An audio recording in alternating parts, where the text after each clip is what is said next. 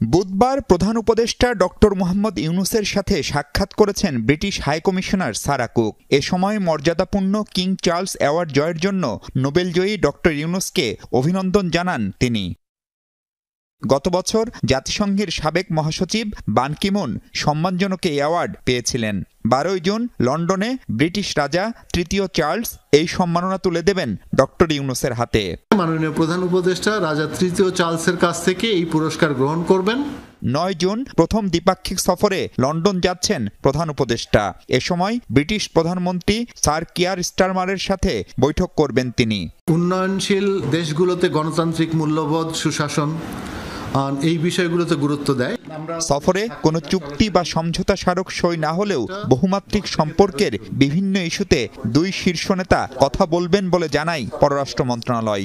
দেশটিতে থাকা অভিযুক্ত আওয়ামী লীগ নেতাদের ফেরানোর ব্যাপারে আলোচনা হবে কিনা জানতে চান সাংবাদিকরা। প্রধান বিষয়টি হচ্ছে পাচার হয়ে যাওয়া অর্থ উদ্ধার বা পুনরুদ্ধার।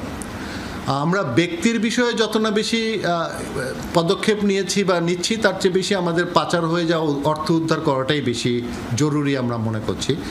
প্রায় 1.5 যুগ ধরে লন্ডনে থাকছেন বিএনপির ভারপ্রাপ্ত চেয়ারম্যান তারেক রহমান। 5 আগস্টের পট পরিবর্তনের পর সব মামলা থেকে খালাস পেয়েছেন তিনি। এ অবস্থায় দেশে ফেরার জন্য ট্রাভেল পাস বা পাসপোর্টের জন্য তারেক রহমান কোনো আবেদন করেছেন কিনা বা তাকে ফেরাতে ডক্টর ইউনূসের সফরে আলোচনা হবে কিনা এসব নিয়ে আগ্রহ আছে মানুষের।